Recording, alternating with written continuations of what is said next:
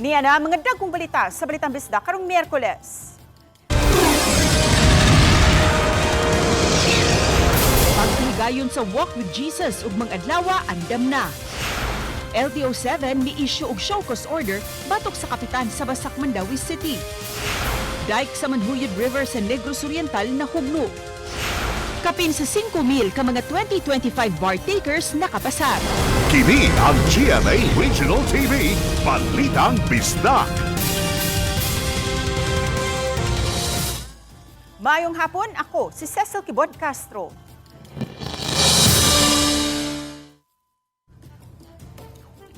Kapin sa duha ka semana na lang, ipahigayon na dinhi sa Sugbo ang ASEAN Tourism Forum. Apan hangtod karon, gikatahong wala makikigom ang National Organizing Committee sa mga angayang buhaton. Busa na balaka na ang mga local tourism officers. Alang sa dugang detalye, ang live update ni Luan Mayrundina. May Ses, usa ang Lapu-Lapu City sa mga venue sa ASEAN Tourism Forum nga magsugod karong Enero 28 hangtod Enero 31. Busa na balaka na ang tourism officer sa Lapu-Lapu City kay sa Enero 26 magsugod na pagpangabot ang mga delegado sa naasoing forum. Apan hangtod karon wala pa sila'y detalye sa dagan sa mga kalihukan nga ipahigayon sa dakbayan. Nipahigayon og ocular inspection ang mga tourism officer sa dakbayan sa Lapu-Lapu, Cebu, Mandawi ug lalawigan sa Sugbo sa mga dapit nga agian sa mga delegado sa ASEAN Tourism Forum sugod sa Enero 28 hangtod sa Enero 31. Niuban usab ang mga maintenance personnel sa DPWH sa Nagkadeang Engineering District. Una nilang gisusi ang Mactan Expo. Ang Cebu Province Tourism Office ang in charge sa mga tours busa lakip sa ilang gisusi karong adlaw ang ubang mga dapit sa Southern Cebu. Kay para makita nato kung ayo ba ang mga roads, ang lights, ang kanang mga buildings nga makita nato maagian. Sa Lapu-Lapu City, wa paghihapon na human ang gitrabahong road widening sa Barangay Ibo. Sa nahunang interview sa RTV Balitang Bisdak kang Mayor Cindy King-Chan, una na niyang gipahibaw nga nakig-alayo na siya sa DPWH Cebu 6 Engineering District ug sa kontraktor sa maong proyekto nga humanon kini sa buwan sa Disyembre. Apan Enero 7 na lang, nagpadayon paghihapon ang roadworks. Gi-coordinate na ako ni Engineer Eda Di Guzman and mo to i-clarify niya with the contractor. So probably by the end of the week na siya tubag. Gawa sa mga VVIP nga ibyelit sa dakong hotel sa Cebu City, kasagaran sa mga delegado sa mga resort sa Lapu-Lapu City ipahimutang. Busa ang tourism officer sa Lapu-Lapu City nang hinaot nga unta ang mga taga-National Organizing Committee sa ASEAN Summit makigtigom kanila aron mahanay na ang mga angayang buhaton. Kasagaran man gud na aron is mga locals lang. Gibay sector man gud. The National Organized Committee should sit down, work with it, tanaw na nila ang site, dili lang ang mga locals na ang permiyang naa. Kay, I mean, who gonna spend this? Asa man ang part sa LGU? Asa mi dapita? Sa Liberty Shrine sa Mactan, ipahigayon ang welcome dinner sa Enero 28. Busa puliki sila karon sa pagpanglimpyo ug pagpahimutang sa mga dayan-dayan. Gawa sa mga driftwood sa world-renowned sculpture nga si James Duran Webb, wa pa masugdi pag-ayom-ayom ang billboard nga gikatahong abagahon sa National Organizing Committee ang gasto. Lakip na ang uban pang mga dekorasyon. Ang gasto sa welcome dinner gikatahong abagahon usab sa National Organizing Committee apan wa pay detalye sa flow sa programa, lakip na ang gidaghanon sa mga mutambong. This is not a kuanha ka ng pagpanaway. Ang ako is magtinabangay ba? Kay we have seen this during the Osaka. Only the kanang mga tao lang na adiri ba on their level, but we need the National Organizing Committee should sit down. Kay mag-una man diri. No, I mean that's my honest opinion. I hope that they will not take it against me.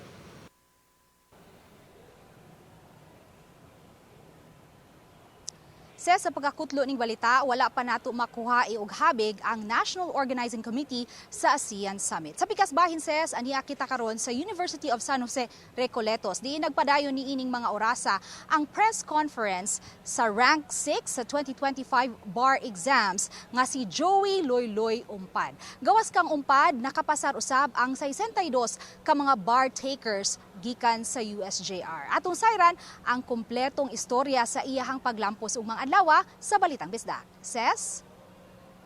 Dagang salamat, Luan May Rondina, ug congratulations sa tanang nakapasar. Gikatakdang ipahigayon ang Walk with Jesus ugma sa kadlawon isip opisyal nga pagbukas sa 461st Fiesta Celebration ni Senyor Santo Niño. Ini ang report ni Alan Domingo. Sama sa naandan, gipanglantawan nga dagsaon sa mga deboto ang tinuig nga penitential walk with Jesus ang opisyal nga pagsugod na sa kapistahan ni Senyor Santo Niño. Duha ka oras sa dili pasugdan ang prosesyon, ipakatap na sa Philippine National Police ang mga peacekeepers uban ang mga force multipliers. Sila magsiguro sa kahapsay ug kalinaw sa dakong kalihukan din dunay mga pulis nga magbarog tag 5 metros sa ruta sa prosesyon. Alas 4 sa kadlawon gidagdag magsugod na ang prosesyon gikan sa uptown area padong sa Basilica Minore del Santo Niño. 100% ready na to, sir, sa Cebu City Police Officer. Okay, pila ang police nga deploy for tomorrow sila? We have 543 number of personnel, sir, to be deployed tomorrow, sir.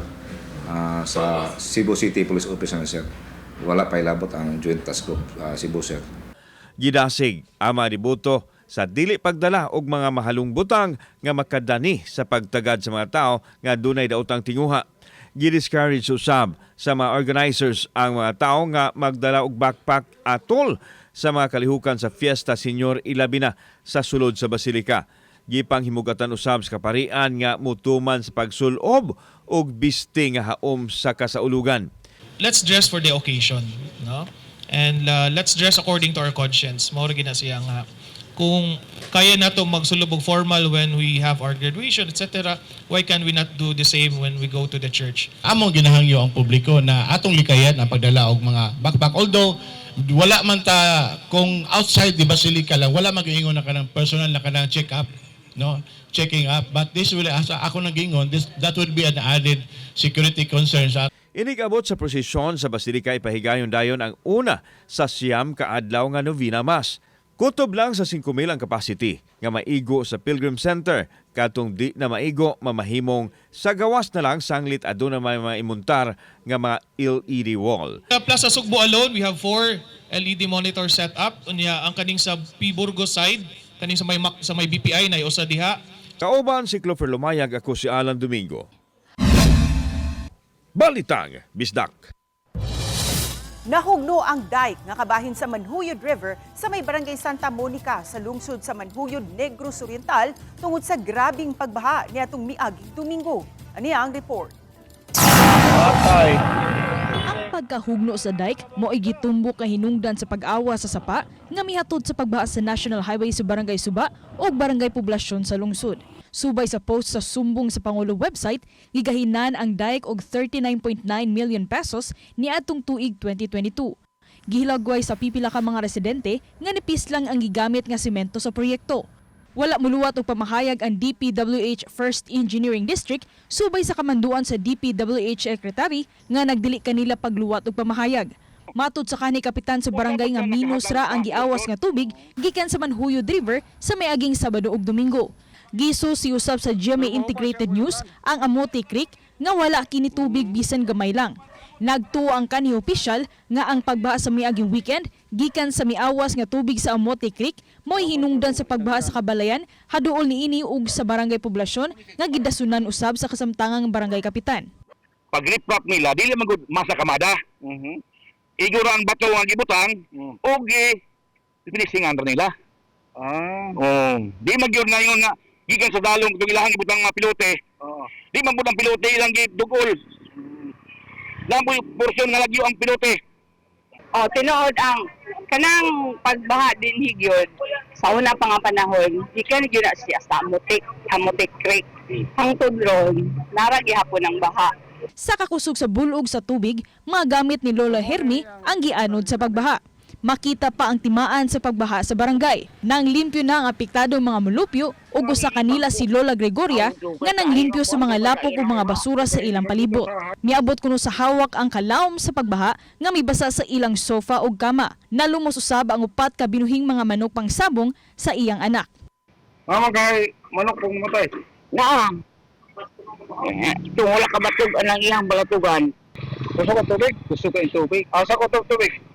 Lakos Matod ni manhuyod Mayor Rafi Andaya nga kapin sa 300 ka pamilyang apektado sa pagbaha. Hinuon, pipila lang kanila ang gi-evacuate tungod kay pipila lang ka mga panimay ang naguba. Gipaibaw sa mayor nga dugay na nilang suliran ang Amote Creek. Usa ang mayor sa taga-barangay Tupas nga apektado sa pagbaha. So wala yung tubig na may amas gikan sa Manhood River. Na ini awas nitong paghihapon kay may lapo sa katong ilang dike. Siguro tayo nakita dito sa Manhood River sa may Santa Monica. O na portion dito naguba. Constructed mo na siya 2000. Dili pa sa ako ang administration, 2016, 15 or 20. Usa sa gitumbok nga hinungdan mao ang pag-usab sa agyanan sa tubig sa sapa, busa, gihangyo sa lokal nga kagamhanan ang nasunong nga gamhanan aron ibalik ang original nga agyanan sa tubig. Ako si Orchid Silapingkaw, Balitang Bisdak. Kini ang GMA Regional TV, Balitang Bisdak.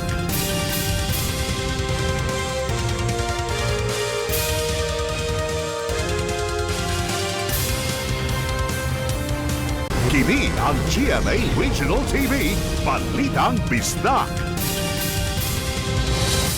Gisuspenso sa Land Transportation Office ang lisensya ni Basak Mandawi Barangay Captain Felipe Epingjano. Kinsa nakuhaan og video nga nagsakay og motorsiklo bisan nga wala ga helmet. Ang detalye sa report ni Nico Sereno. Gisomon sa Land Transportation Office si Basak Barangay Captain Felipe Diano nga nakontrobersyal tungod sa pag-drive og motorsiklo nga walay helmet. Sa show cause order gimanduan siya nga motunga sa LTO karong Biyernes dungan sa pag-surrender sa iyang lisensya ug ORCR sa motorsiklo. Apan una pang hearing, si LTO Regional Director Glenn Galario mimando og preventive suspension sa driver's license sa kapitan. Epektibo balig 90 kaadlaw. Dungan sab sa pagbutang sa alarm status sa iyang motor vehicle registration. Matud pa, pagsiguro kini sa hugot nga pagpatuman sa traffic regulations nga walay gipili. Dihang gibisita namo sa Barangay Hall kaganiha, nasayod na si Diano sa mando sa LTO ug andam siya mutuman niini. Apan malaumon siya nga makapasabot sa iyang habig tungod kadto sa iyang pagdali-dali kay dunay emergency sa ilang balay nga diryot magkasunog. Nangay yung pasaylo sa katawhan na pinag-itakbit sa Mandawi na pinag sa atong mayor. Sa netabo, mga wag yun ako damha nga magkalimut yung wear sa helmet nga nagalapas yun ko sa balaod sa traffic ko sa helmet law. Kagahapon may atubang na sabsiya sa team kundi dito ang kapitan giisyuhan sa iyang citation ticket nga iyang gibayran pagkahuman. Ang balaod sa dakbayan sa Mandawi, doon na dyo'y unod. Huwag pili, bisag kinsa ka, basta nakalapas lang ka sa balaod, igo nyo ka. Nico Sereno, Balitang Bisdak.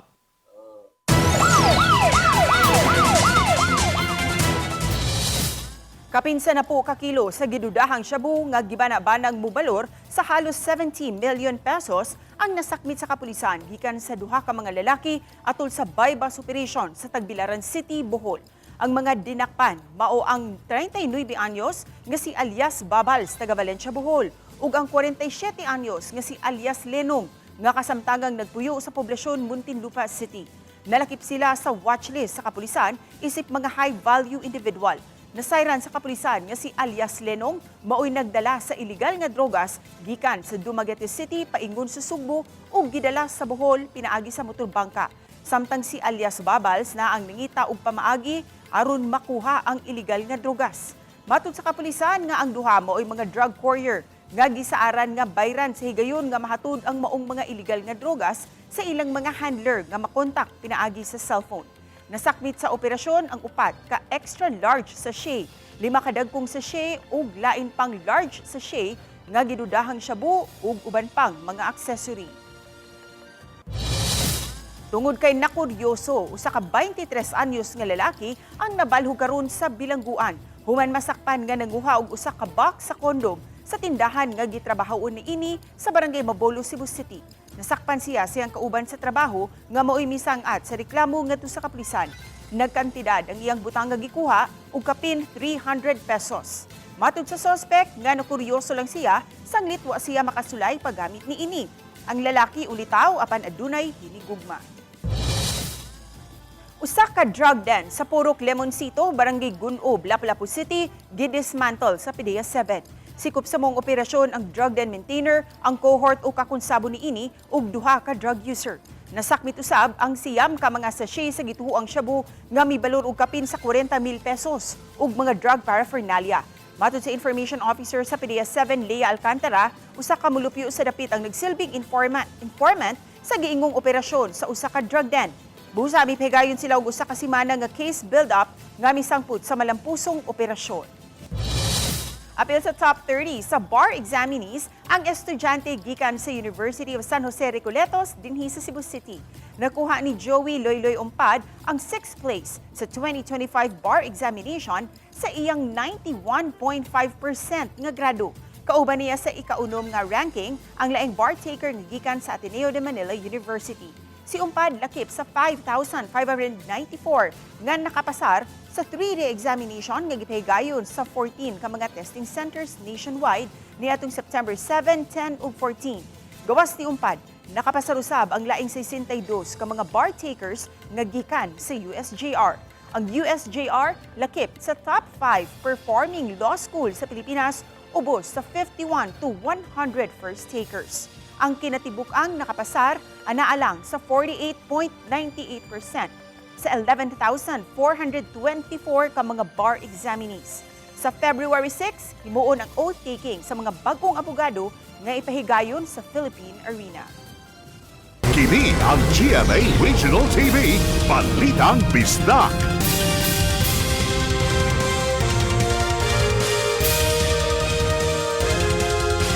Kini ang GMA Regional TV, Balitang Bisdak.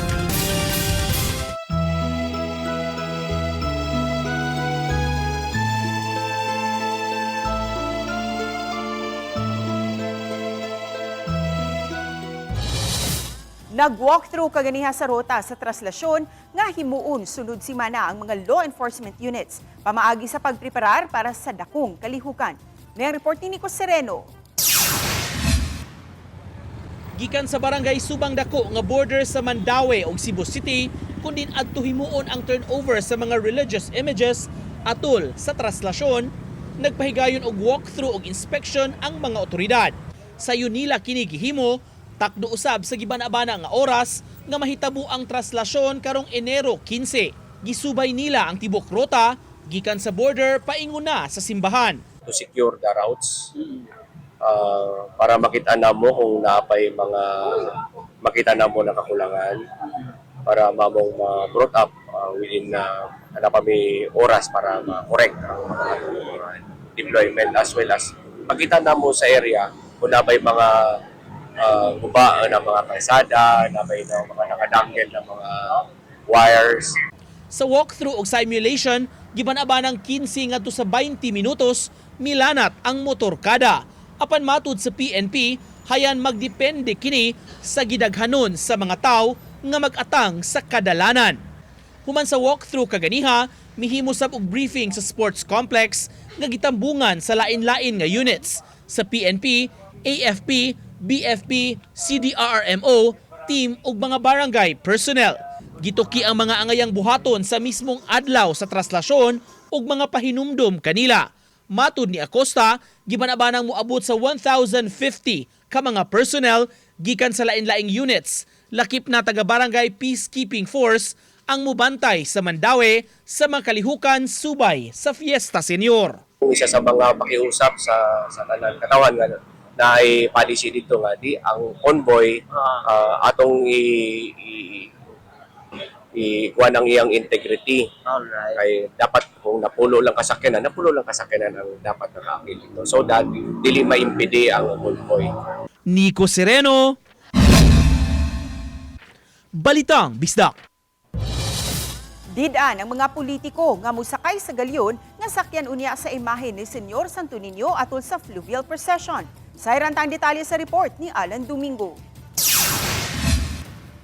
Karon pa lang, giklaro ng daan sa kaparian sa Basilica Minori del Santo Niño nga gidili ang pagsakay sa mga politiko sa galyon nga sakyan sa imahin sa Balang Bata atol sa fluvial procession.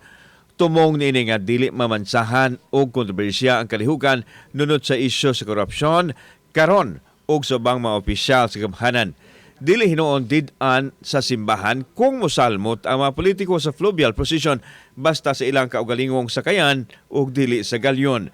Dili lang nindot po tanawon sa uban ba no nga why are they there no kung when in fact karon of course with the issues on corruption no amo lang tangkuan siguruhon nga kuan lang uta na kanang kung nainikita bitaw nila sa galyon kay malipay sila di sila maglagot no nga ngano naman na sila diha no nya basig batuon na noon ng galyon ba. Samtang kinakdang mopahigayon og dry run alang sa fluvial procession ang galyon karong adlaw Biyernes.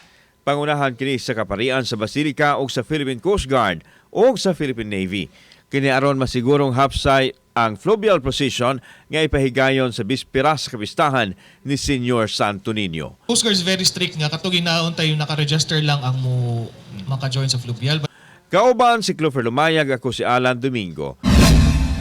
Balitang Bisdak. Nagsugod na ang one-stop shop nga gibuntar sa Lapu-Lapu City alang sa paglukat ug pag-renew og business permit. Ug aron masiguro nga hapsay ug di na magdaksok ang mga mukuha og permit, may patuman ang Business Permit and Licensing Office ug bag-ong queuing system. Atong saran sa report ni Luan May Rondina.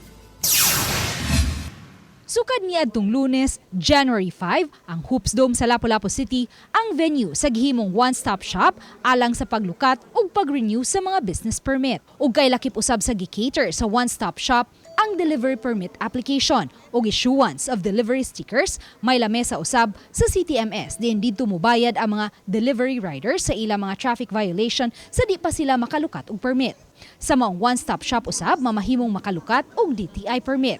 Matod ni Claire Cabalda, Lapu-Lapu City Treasurer, nga may online platform usab silang gi-set up diin didto mamahimong maka-apply, makabayad ug maka-print og business permit. Apan naobserbahan nilang menos ang ni-avail ni ini ug mas daghan gayud ang gusto sa one-stop shop molukat og business permit. Mas confident or comfortable gid sila og physical, bahala na og maglinya sila tag-as kaayo kay gusto sila physical. Mas naa sila satisfaction kung physical nga transaction. Murag wala pag yun na naanad ang mga tao og online. Busa aron masigurong di na masinati ang nahitabo sa niaging tuig, di nagdasok ang daghang mga naglukat og business permit sa katapusang adlaw. Nihimo na karon ang Business Permit and Licensing Office ug bag-ong queuing system. Target sa city government nga makakolekta og 1.2 billion pesos nga business tax karong tuiga. Mas taas sa target sa niaging tuig nga anaa lang sa 900 million pesos apan nakakolekta gihapon sila og dulan sa 1.2 billion pesos sa hinapos nga bahin sa tuig 2025.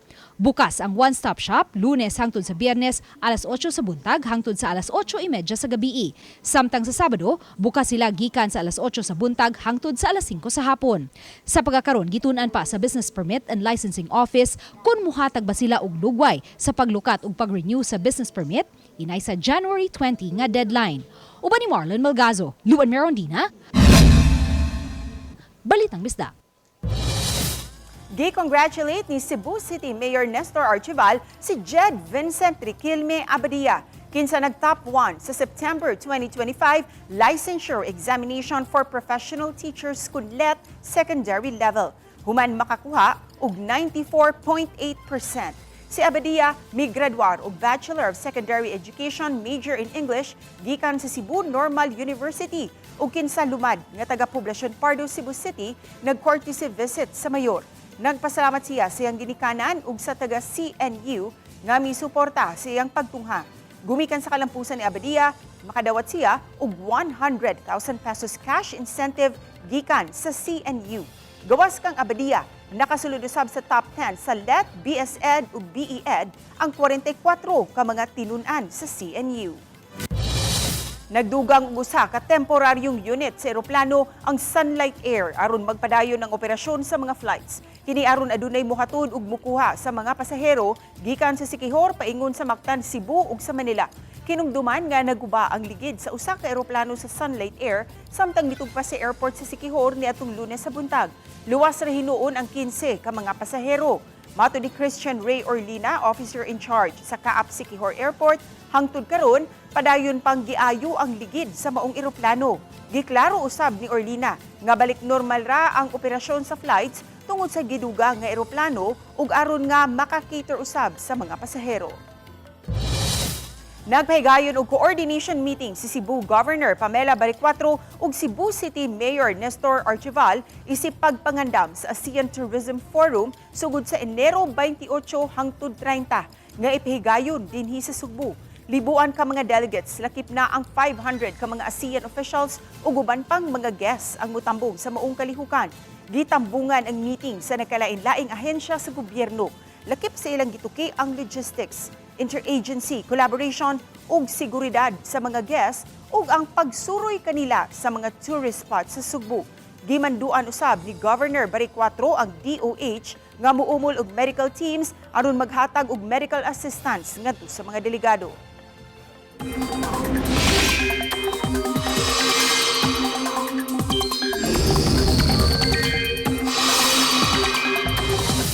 May mga pag-uwan gihapong masinati sa ubang mga lugar sa nasud.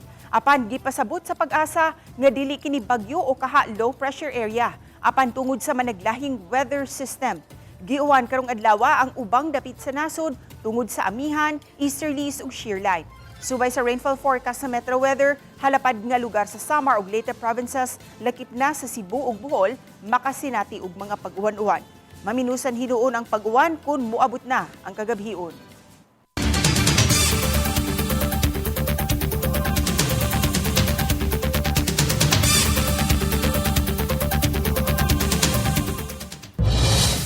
Kami ang GMA Regional TV Balitang Bisdak.